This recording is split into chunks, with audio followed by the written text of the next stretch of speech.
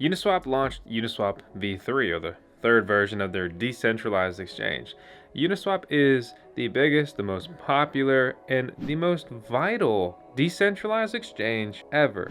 Uniswap V2 made huge waves in 2020 and was quite literally the creator, the catalyst, just the epicenter of decentralized finance DeFi taking off, which really led into this entire crypto bull run, creating a proper ecosystem for NFTs, non-fungible tokens, to gain traction and just really succeed and finally hit the mainstream, right? I certainly had my own concerns with Uniswap V3, but I'm still really happy to see so much crypto development taking place.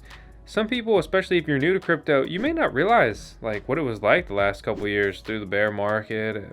Not a lot of interesting, fun, exciting, useful, just game-changing development took place. Some did, but we're in an era of crypto where there's just more development than ever before. There's more hype than ever before. There's more interest than ever before. Let's go ahead and just check out what's new with Uniswap V3 and review it. And is this going to bring the UNI, which is the Uniswap platform token, to $100 a token? Or is it not? This review is going to be centered around just real world usability. Does Uniswap V3 even matter to you? Or did we just split liquidity and make Uniswap even worse? And while the Uniswap forks and clones, ironically, beat out Uniswap. But first, we're checking out 10 Seconds of Tails, our resident Shiba Inu and DogeCoin, the best pup in the world, and also the owner of the VoskCoin YouTube channel, which you better subscribe to if you haven't already.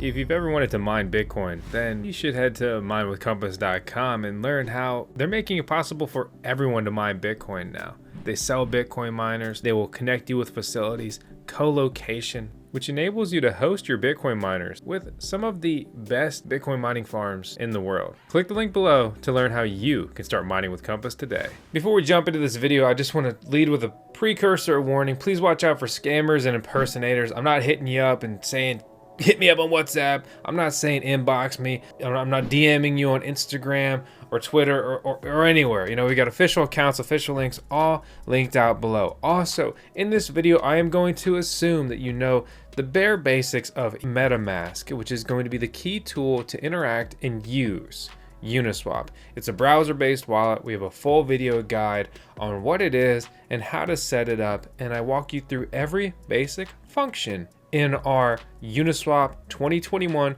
review and tutorial guide. So please watch those if you are completely new to this, but you want to learn more. This is kind of like level 2 crypto footage. So with all that in mind, the V is staying, but Uniswap V3 sees more volume on launch day than V2's first month. The key takeaway is simply that with the launch of Uniswap V3, in the first 24 hours of going live, it processed more than twice the volume that V2 saw in its first entire month. But keep in mind that the crypto market has changed entirely since then, and honestly, anything launched now versus then would be more successful if it has any sort of user base and following. You click over to uniswap.org, watch out for scam sites. We also link all this stuff out in the video description below. There's not a VoskCoin short link for Uniswap just because I felt like making one. They don't have a referral or affiliate program or anything like that either. It's literally just to make sure you guys end up at the correct destination. The decentralized trading protocol that is Uniswap, right? It's completely changed cryptocurrency, and V3 has launched. One of the craziest things about V3 is revolving around liquidity providers, which is an integral part of an AMM. An autonomous market maker, which is this DEX or decentralized exchange, basically what a Uniswap is. So the pool interface now supports the creation of Uniswap V3 positions with multiple fee tiers, concentrated liquidity ranges. Each position is represented as an NFT and comes with a unique piece of on-chain generative art. Look out for rare sparkles. You can forget the just actual use case, right, of multiple fee tiers, concentrated liquidity ranges, and how you can really fight the battle against potential and permanent loss and things like that. The fact that you get an NFT, a non-fungible token, in an era where NFTs are more popular than ever, they are all the rage right now. It's pretty incredible. So they've released a migration portal for Uniswap V2 and SushiSwap liquidity providers to seamlessly migrate their assets over to V3. Due to the introduction of concentrated liquidity, the migration portal requires LPs to specify a fee tier and price range for their allocated liquidity. There's a full walkthrough guide right here that I will link out in the video description below, but not run through in this video. A FAQ, or frequently asked question, section is perfect for this, and it's one of the questions we've been receiving a lot too, is what happens to Uniswap V2? So Uniswap V2 is a protocol, right? It exists, it lives, it's autonomous, right? So it's going to remain functional and available for use as long as the Ethereum network continues to exist. They expect over time the advantages of Uniswap V3 will draw a majority of liquidity and trading volume away from V2. But one thing to keep in mind is locked liquidity, things that are burned, like there's liquidity that will just simply never leave V2. And it's a big change for better and worse. But there's something cool I'm going to show you later on that right now Uniswap is trying to get you the best deal whether you're using Uniswap V3 or V2. So they're almost serving or performing as like a mini DEX aggregator, right? Crawling two different decentralized exchanges, because Uniswap V2 is just simply a different decentralized exchange than Uniswap V3, which it actually outlines right here. The interface will default to executing on V3, but will always alert you if a better trade is available on V2. One of the biggest downfalls, I think, with Uniswap right now is that they didn't launch V3 with the liquidity mining program. There's no V3 liquidity mining program scheduled at launch. Uniswap governance may introduce a liquidity mining program at any time through the standard Uniswap governance process. That's a key note I want to talk about real quick, is that Uniswap, from like a technology point of view, right, and first mover advantage because of that, is incredible. But they just kind of suck at marketing. Like, let's just be honest. Uniswap is just, they're trash at marketing in comparison to things like SushiSwap and PancakeSwap. Why do you think PancakeSwap was able to make up so much ground against, say, Uniswap? Well, they launched on a different chain and they focused entirely on marketing, and they don't really focus on building things. They kind of take other people's stuff and tweak it and put a little bit of syrup on top and make it a little sweeter and call it a day. But as a user, as a crypto enthusiast, I do find that interesting. Uniswap is boring. They don't really do anything, right? Well, they've been working on V3 and this and that, but they don't launch with an airdrop. They don't launch with a liquidity mining program. There's no marketing behind it. And why didn't Uniswap just also support the Binance Smart Chain, and then PancakeSwap would never exist? A project worth billions of dollars now, right? Billions of dollars. All they had to do was support the Binance Smart Chain. Instead, they didn't. Now PancakeSwap takes that piece of the pie. And it's because they're huge ETH maximalists. They're just Ethereum, Ethereum, Ethereum, Ethereum. Well, enjoy those Ethereum gas fees. It costs between $20 and $200 to perform a trade on Uniswap, including V3, that it didn't really get any cheaper. Some trades are actually more expensive. I'm not trying to sound like a hater. I'm a big fan and I hold UNI tokens because I think this stuff's cool. They're clouded by their bias, and it shows in their actions. And for every cool thing they do, they miss out on other aspects. And to be honest, I firmly believe that Uniswap will not remain the leader of decentralized exchanges. PancakeSwap is almost overtaking them on a different blockchain, largely due to fees. Things like 1inch, a decentralized aggregator, and not even to go on a huge tangent about SushiSwap and their vampire attack and how they basically forced Uniswap into launching their token, and they kind of had to do it a little bit recklessly, is a perfect example of Uniswap being complacent and not focusing enough on the incentives. Maybe this sounds bad, but almost a little bit too much on the tech. I'd like to take a moment to thank today's video sponsor, KavaSwap, a liquidity hub bridging DeFi, blockchains, and financial services, focusing on cross-chain liquidity pools to swap the world's largest assets and maximize yield on your portfolio. One of the key focuses initially for KavaSwap will be cross-chain liquidity hub swapping from BSC, the Binance Smart Chain, to the Ethereum blockchain, which are the two most popular blockchains for DeFi right now. KavaSwap isn't just some sort of blockchain bridge though. It's an AMM, an autonomous market making protocol built on the Kava platform. The big focus and takeaway, and why I am interested in KavaSwap to see where it goes, is the simple fact that they're focusing on cross-chain, and so many blockchains still feel so isolated from one another. And if a AMM platform can not only give me that decentralized trading aspect plus liquidity mining and incentives and basically just trying to get that yield farming in essence, and enable me to deploy my capital across multiple blockchains all from one place, I'm gonna check it out. And if you want to check it out, you can click the link in the video description below and sign up to be notified when it launches. And now back to your regularly scheduled program. So let's say I want to get up to 100 Gitcoin tokens right here. Gitcoin just airdropped their GTC tokens. Pretty fun, exciting, incredible time. You could be claiming thousands of dollars worth of Gitcoin GTC tokens right now if you're eligible. We've talked about Gitcoin a ton on the channel.